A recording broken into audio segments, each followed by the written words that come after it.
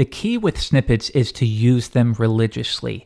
Force yourself to memorize these, or force yourself to name these snippets in a manner in which you don't have to memorize them because they will naturally occur to you. Now, that doesn't mean you have to do all of these snippets by yourself.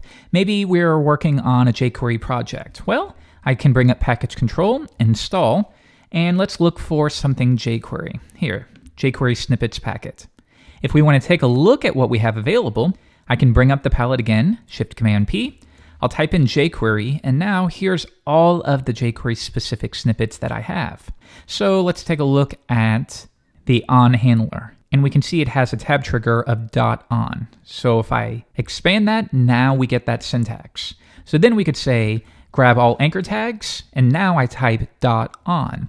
And this is fairly clever because it's part of your process.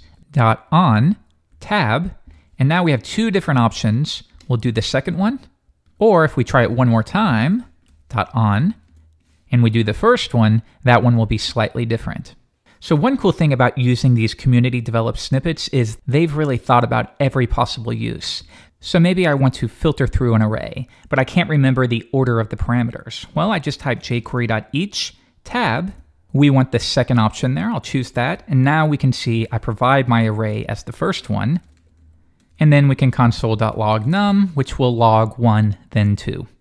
So for the frameworks and libraries that you use most often, make sure that you find some snippets. For example, I use a framework called Laravel, and its templating engine is called Blade. So I will install, and I'm going to look for Blade. There we go. Here's some Blade snippets that I can use.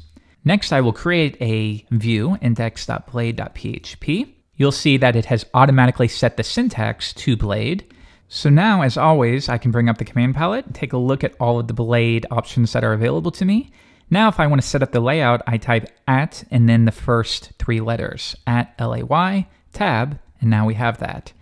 If I need to do a quick test, @if, tab, and we can say name equals Jeffrey, tab again, now we proceed accordingly. Or, as a final example, maybe to create a section and yield it at the same time. There we go.